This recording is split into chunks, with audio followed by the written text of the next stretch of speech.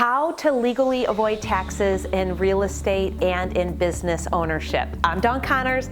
Now, I'm not talking about tax evasion or doing anything illegal. At the same time, there are so many tax advantages to owning real estate and to having a business, and we're going to break that down for you. I'm not a CPA, so consult with your legal expert and CPA on these things. My job today is going to be to illuminate what I've done and so many have done to pay lower taxes.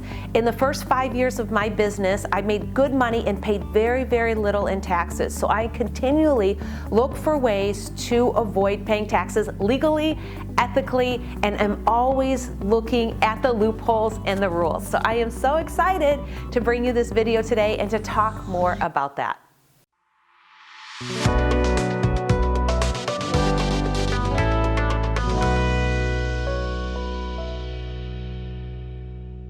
We spend a lot of time working to earn a stack of cash, right? So we have our stack of cash and we've spent so much time. And did you know that out of our money that we have, 16% will go out for our housing, 14% for transportation, and another 12% for paying taxes. That totals 42% of your income, 42% going out just to pay those three things. Well, wouldn't you like some ideas to help you pay less in taxes so that you can keep more of that money for yourself? That's what we're talking about today. Again, I'm not looking to tax evade or do anything illegal, and you'll definitely want to talk to your professionals about this. I'm using professionals that I have heard and LegalZoom to answer questions today and to provide this information for you.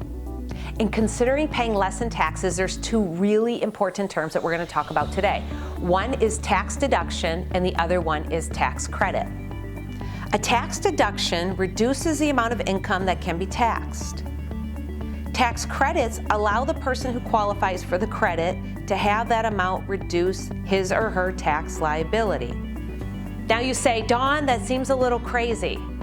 I don't get it. What's the purpose and what's the point? Let's break it down a little bit more with an example. In a tax deduction, let's say you have $1,000 in write-offs and you're in the 25% tax bracket, that's going to give you reduced taxes of $250. On the other hand, if you have a tax credit of $1,000, literally you will pay $1,000 less in taxes because you have that tax credit.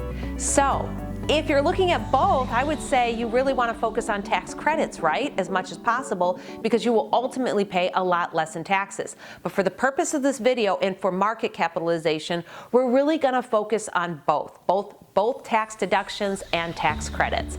So my father would say to me, Dawn, you really need to own a business. Why, Dad? I don't really want to own a business.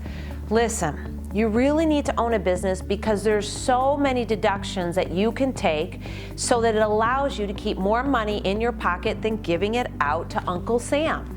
So Dawn, do you want to hand out 40% of your income to taxes, both federally and then in most states, state tax too?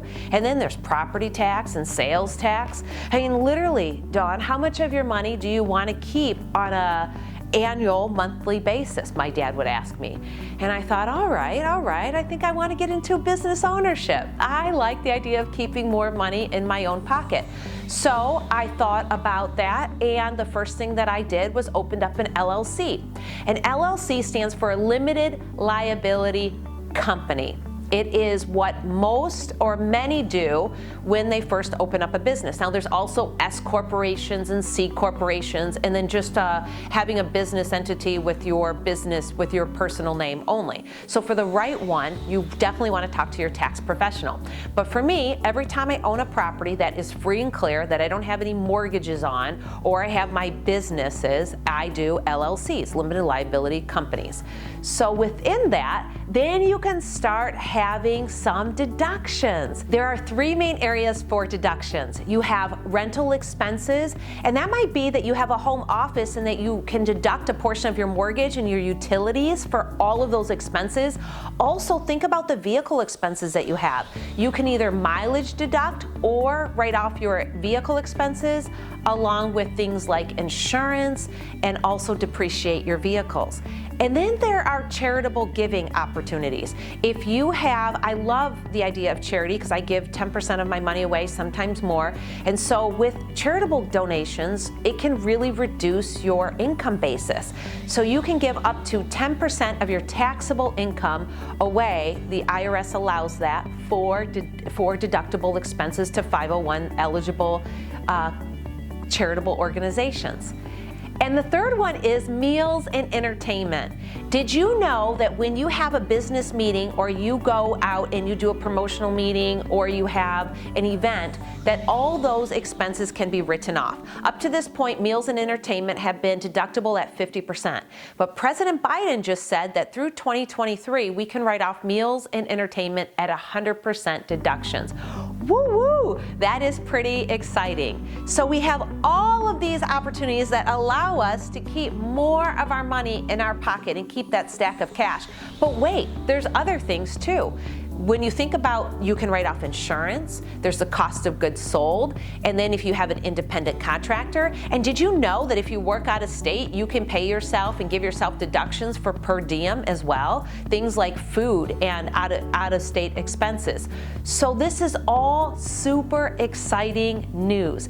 Basically, every expense that you have that's in business, you can write off. And then there's some other things. There's perks and benefits to having your business, right? And sometimes I have personal benefit and I think to myself, I'm really receiving a lot of benefit from this. Can I write this off? And that's a great question to ask your CPA. For example, we have an Airbnb and my husband and I utilize it between 2 and 4 weeks out of the year. So at what point do we have to disclose that and what does that look like? And we want to make sure we do things properly and ethically, so talk to your tax professional for that. Overall, there are a ton of benefits to having a business. With all of those benefits, there are even more benefits from owning real estate. And that is going to be the topic of our conversation next week in our video that is a follow-up to this. And that is all the real estate benefits that come into play when owning real estate that is not your primary residence. This is Dawn Connors at Mortgage One, providing you fantastic mortgage solutions. Don't forget to tune in next week for part 2.